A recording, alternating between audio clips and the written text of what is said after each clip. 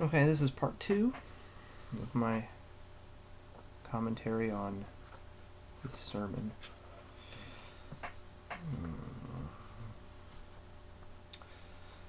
We intend chiefly to speak a little unto the latter part of verse 32, but for the better understanding of the grand scope and intention of it, we shall draw 2 observations from the 31st verse. So, remember, the second sermon that I'm going to read is on 32, but he wants to make some observation firstly on this 31st verse of Matthew 6, in case you didn't, for some reason, listen to part 1. Observation 1, that there is a vexing anxiety in reference to temporal things, very incident even to the Lord's people themselves. Remember, Christians sin too, but there's a vexing anxiety that's attached to temporal things that even believers experience. So don't think just because you have great anxiety about temporal things means you're not a Christian. This affects us as well. They are ready to take thought and be inordinately careful and perplexed about what they shall eat, drink, and put on. Martha, Martha, says Christ in Luke 10:41-42, thou art careful and troubled about many things, but one thing is needful. That's going to be the third sermon that he goes deeper on that verse. They are very ready to trouble and cumber themselves about earthly things, and to be excessive in their care to obtain them. They are industriously careful to come to something, to keep it when gotten, and in preventing that which may prejudge them in the possession of it. There's 3 different stages of covetousness. These 2 make up the most part, to be anxiously careful how to have. See, these 2 make up the most part, to be anxiously careful how to have. There be many that say, who will show us any good? Psalm 4:6. And some are anxious how to prevent that want or poverty that may come upon them as an armed man. So we're trying to get stuff, and we're trying to protect the stuff at the peril of our lives. We must have things.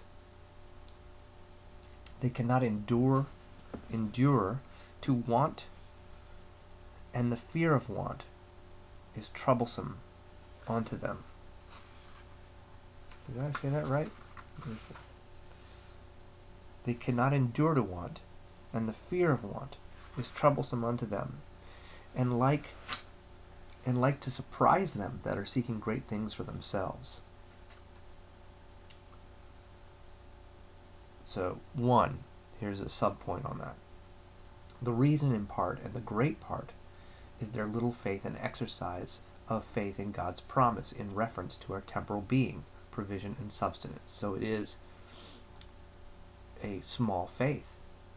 Believers sometimes walk in reference to temporal things, as if the Lord had bounded and confined their faith only to spiritual things, and do not exert or put forth their faith to the promise relating to other things.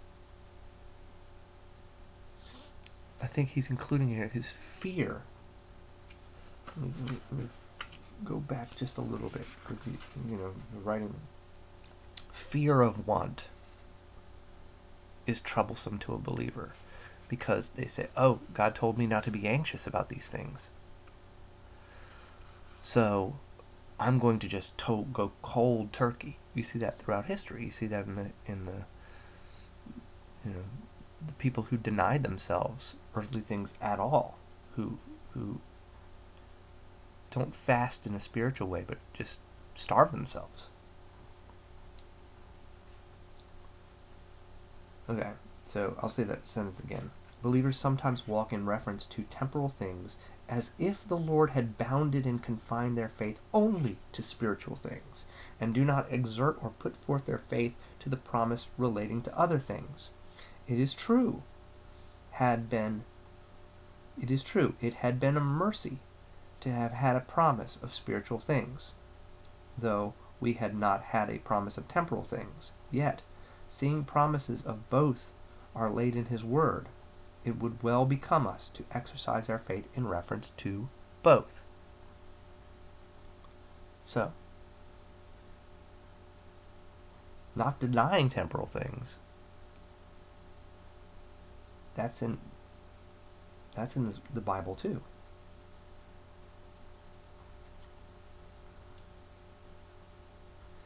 Therefore, verse 30, shall he not much more clothe you, O ye of little faith? Where he represents their unbelief as the cause of their carefulness, when there was no ground for it. They had little or no faith in God's gracious promises. So,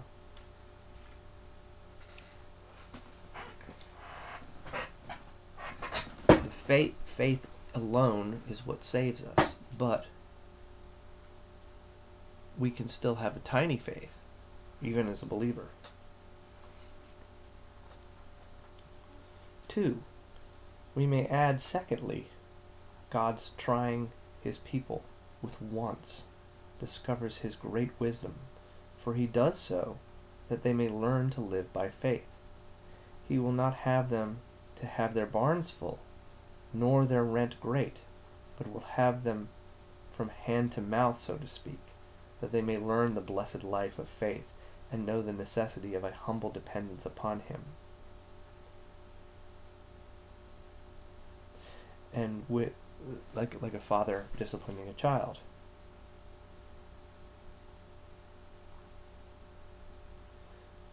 God gives us wants that we may learn to live by faith. Now, the Lord is my shepherd, I shall not want. That's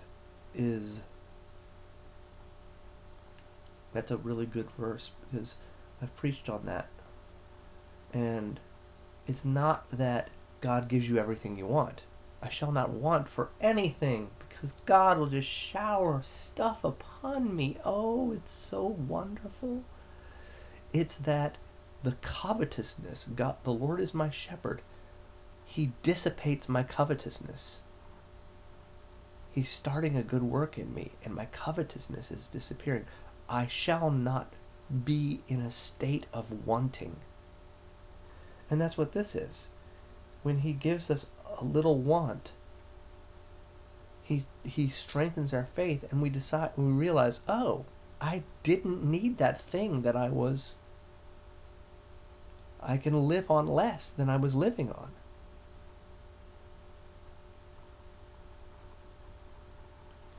And when empty-handedness comes near them and their faith becomes weak, anxiety is ready to perplex them.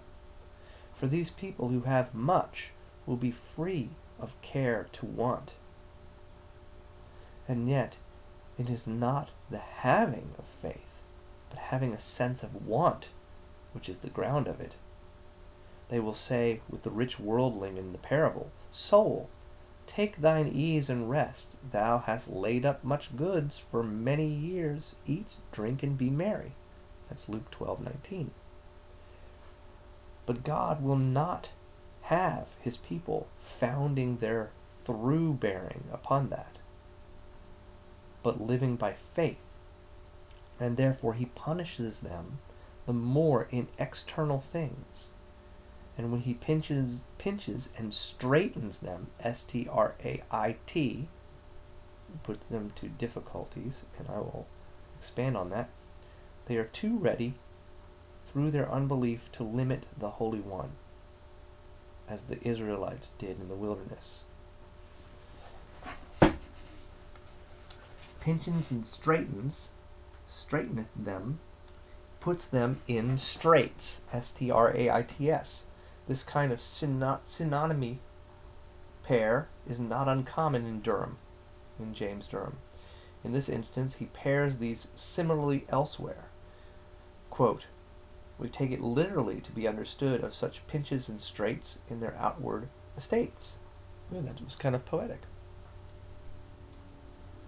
3. Outward persecute. This is still in the footnote about pinches and straitens. Outward persecutions and wants, pinches and straits, none of these do follow the saints into heaven. Commentary upon Revelation, straightened and pinched. Okay, they're just going through his.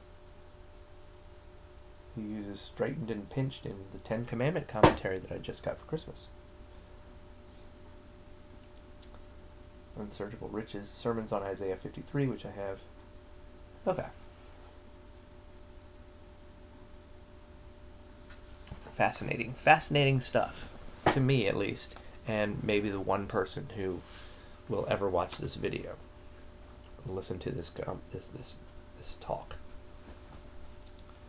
Okay. So, you said, God's discipline either turns you into the Israelites in the wilderness, increases their unbelief, and they never enter the promised land because they never believed in the first place. Remember that. God does not give you faith and then take it away again. That's not biblical. People who'd never had faith but were part of the church were going with the flow into something that they thought they wanted. It was a carnal Christian. And then things got too difficult. God put them into pinches and straits. I'm going to use that from now on. Pinches and straits. And they fell away. And remember, it says in the first letter of John, they left us, but it's because they were never with us.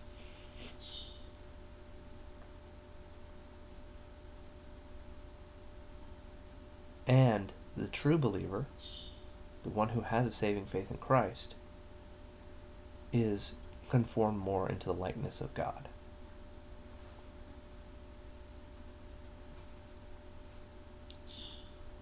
A third reason is our laying too much weight upon these things as to our beings and well-being, and having them in our possession. And therefore, when we lack them, we are ready to think we cannot live well without them. That's true. When you have something and then it's gone, and it's something that you thought you needed, and then we probably didn't need it. Whereas God would have us to know that man lives not by bread alone, but by every word that proceedeth out of his mouth. Matthew 4:4 and Luke 4:4. Hence, when the staff of the creature is broken or removed, it raises a sort of desperation. The staff of the creature. Think of Moses' staff. He did all these things. Now it's gone. How shall I live? But faith in exercise stays the heart against carnal anxiety, as we see in David. When his men were mad and distracted with rage and were going to stone him, he encouraged his heart in his God. 1 Samuel 36. For use. We've got a few minutes here. Let's see what the use. For use, we learn that the people of God, even the most eminent believers, should mark and take notice of this inordinate anxiety about worldly things as a great fault too incident unto them. You will fall into this too, believer. They are too anxious about their temporal being and the things which relate to their bodily life and subsistence. Some people may be conscious to themselves that they are minding or seeking great things. This is not the end of their creation, and upon that ground they may think that they are not covetous.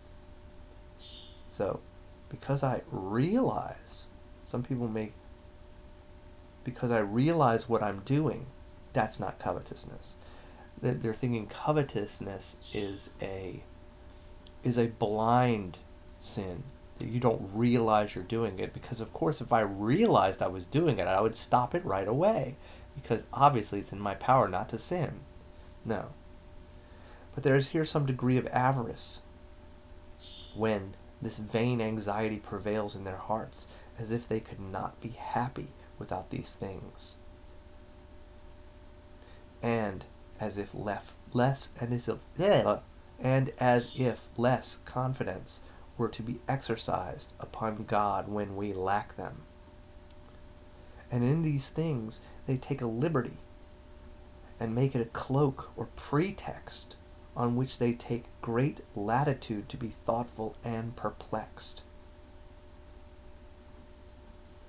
And it is possible, if they would look into themselves, they would find that there is something that looks like credit, or something which looks like their being, means of sustenance, as we define that. Something which gives promise of financial solvency, or promises means of sustenance.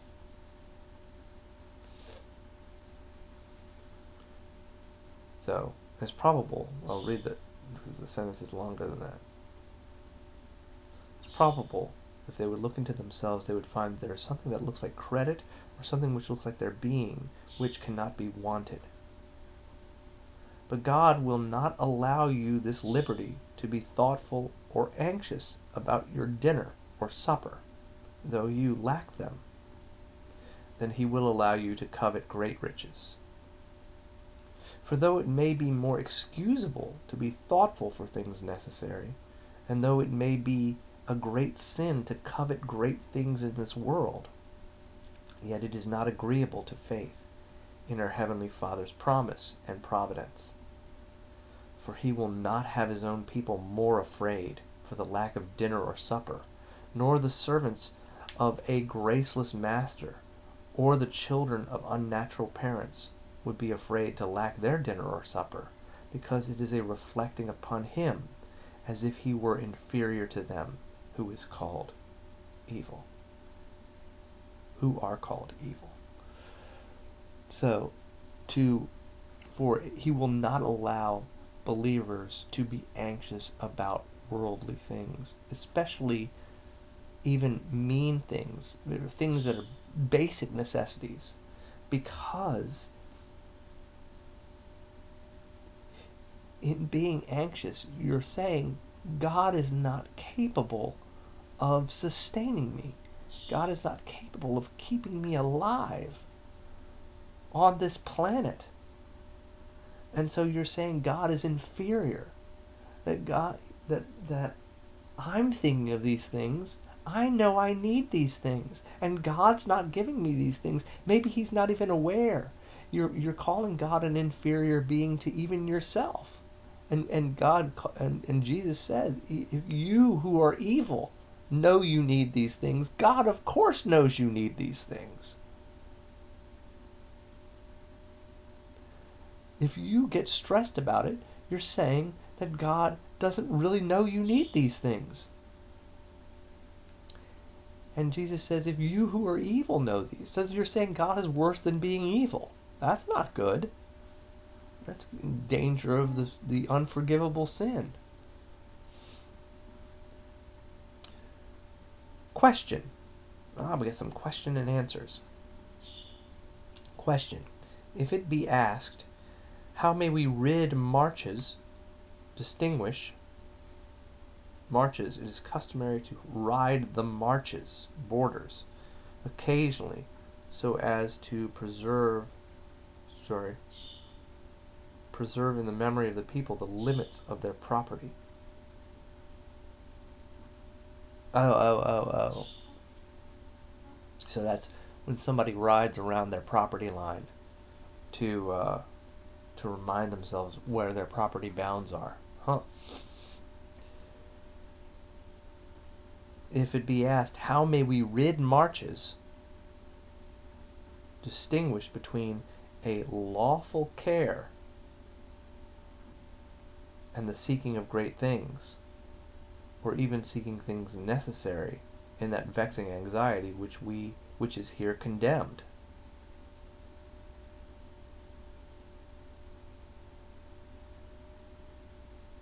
Okay.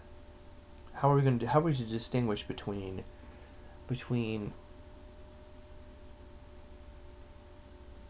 lawful care, seeking of great things, or even seeking things necessary in the vexing anxiety? How are we to distinguish between what is approved by God as proper seeking and these kinds of things? Or let's hear the or question, the or version. Or what is the real difference between carking, worrying, and the provident care which God allows? Okay, so that's essentially what I said. Carking. The clearer question has the word carking in it. What is the real difference between a worrying, the anxiety for worldly things, and the provident care which God allows? So we should take care. Where's the line? To this we may easily answer. And it says answer 1. And I'll read answer 1 and then I will stop. There are 6 answers. Okay. Let's see, how many answers do I have? Can I get through? Answer 1. That the one is well consistent with the faith in God, and mars not our love unto him and delight in him. The other weakens faith and mars our love to God and our delight in him, and has with it a secret grumbling or murmuring against God and his providence. Psalm 73, 12 through 13. So, yes, one maintains a love with God. The other has a grumbling, weakens our faith, and grumblings, and gives us grumbles against him. These are the worldly, ungodly men who prosper.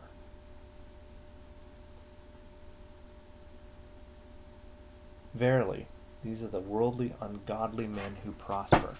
Verily I have cleansed my heart in vain, and washed my hands in innocency.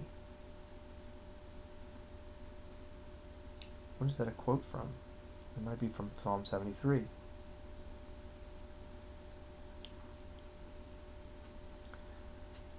I'm taking it slower through something I haven't read before. All the other things I've read on this channel, I've read before. And so here I am reading this for the first time. It's like a reaction video. I'm reading this without the visuals. I'm reading this for the first time, so I'm trying to understand what he's saying too. But, you know, we do this together, right? Okay.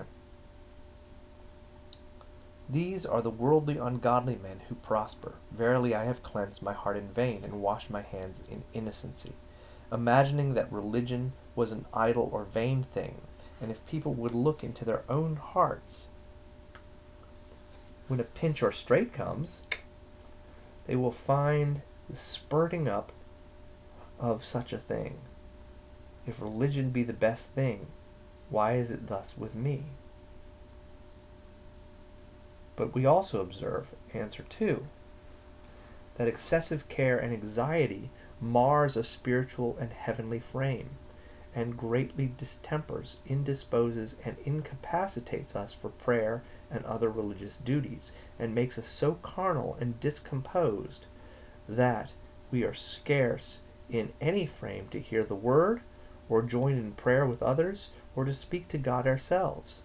Ezekiel speaks in Ezekiel 14 of some that came to pray and set up the stumbling block of their own iniquity before their face, and their heart went out after their own covetousness, how to make such a good bargain, how to go about such and such business, and when thus they exceed in their care, it indisposes them for the performance of their Christian duty. I think that's pretty clear. Your spiritual duties become more difficult when you're being anxious over worldly things. He's not like J.C. Ryle, is he? J.C. Ryle has that repetition that you're like, this is very clear. Answer 3. Excessive care and anxiety is also vexing and torturing. The Lord allows diligence in our lawful callings, but not to torture ourselves about them. Habakkuk 2:13. Quote, Behold, it is not of the Lord of hosts that the people should labor in the fire and weary themselves with very vanity. It's not your intention. That's not God's intention to make you do that. They make the gathering of wealth a torture or a burden to mar their night's rest. For Solomon says of such, that these, to whom God has given so much wealth and riches, yet they are not satisfied therewith, nor have they power to eat thereof. They can neither eat nor sleep. Ecclesiastes 6:3, Ecclesiastes 5:12. This is what is here forbidden. This is what Martha was charged with by Christ.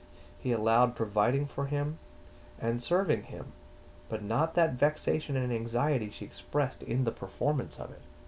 You're allowed to serve God, but you're not allowed to be anxious about it.